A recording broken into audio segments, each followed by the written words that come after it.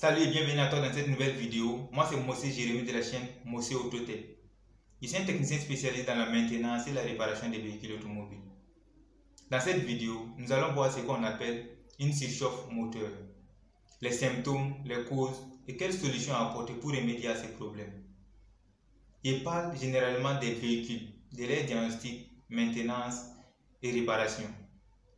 Si c'est ta première fois de me suivre, n'oublie pas de t'abonner et d'activer la cloche de notification pour ne manquer aucune de mes nouvelles vidéos. D'abord, vous devez savoir ce que c'est qu'une surchauffe moteur. Donc, une surchauffe moteur est l'excès de la chaleur produite par la combustion à l'intérieur du moteur et qui n'est pas évacuée. Et cette chaleur provoque une usure prématurée des composants du moteur. Bien vrai que le moteur a besoin de la chaleur pour son bon fonctionnement, mais cette chaleur est régulée. La température normale du moteur est entre 70 à 85 degrés Celsius et cela dépend des constructeurs de véhicules automobiles. Au-delà de cette température, votre moteur tire vers une surchauffe moteur. Les symptômes d'une surchauffe moteur. J'ai fait une vidéo sur les témoins du tableau de bord. Si tu ne l'as pas encore regardé, je mettrai le lien dans la description que tu peux regarder après cette vidéo. Donc la première chose à vérifier, c'est de regarder votre tableau de bord. Jetez un œil sur l'aiguille de température ou le voyant de température pour vous rassurer de l'état de votre moteur. Deuxièmement, la puissance de votre moteur va chuter. Vous allez beau accélérer, mais votre allure va diminuer et ne sera plus comme avant.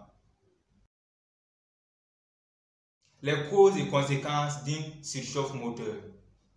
La première cause peut être une fuite de liquide de refroidissement.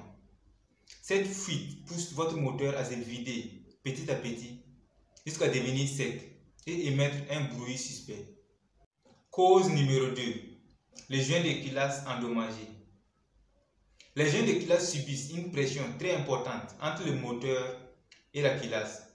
Donc si ce dernier est endommagé, l'huile et le liquide de refroidissement vont se mélanger. Cause numéro 3. La pompe à eau fatiguée. Quand le moteur est en fonctionnement, cette pompe fait circuler le liquide de refroidissement dans le système. Une fois cette circulation arrêtée ou réduite, le moteur commence à se chauffer excessivement. Cause numéro 4. Les radiateurs sales ou bouchés. Si le ventilateur du radiateur ne fonctionne plus, le liquide de refroidissement ne va plus se rafraîchir et va commencer à bouillir tout doucement. Cause numéro 5, qui est le plus fréquent sur les véhicules ici en Afrique, le thermostat défaillant. Le thermostat est l'élément le plus important qui permet la circulation des liquides entre le moteur et les radiateurs. Il s'ouvre quand la température atteint les 85 degrés ou moins pour laisser les liquides passer du moteur au radiateur. Cause numéro 6. Les niveaux d'huile moteur trop bas. Vérifiez les niveaux d'huile moteur et faites la pointe si possible. Pour la fuite, cela peut survenir sur tous les éléments cités. Donc il n'y a pas un point spécifique pour ça. Maintenant, nous allons voir les solutions à apporter pour prévenir la surchauffe du moteur. Un entretien régulier permet de diminuer ou bien d'éviter les risques de surchauffe du moteur. Il est recommandé de contrôler les niveaux tous les 5 semaines. Faites le vidange de votre liquide de refroidissement tous les 5 ans. C'est tout pour cette vidéo. J'espère que tu as appris quelque chose de nouveau aujourd'hui. Si elle t'a plu, n'oublie pas d'aimer, de commenter et surtout de partager avec tes amis et proches pour les aider à avoir des notions sur leur véhicule. Et à bientôt pour une nouvelle vidéo.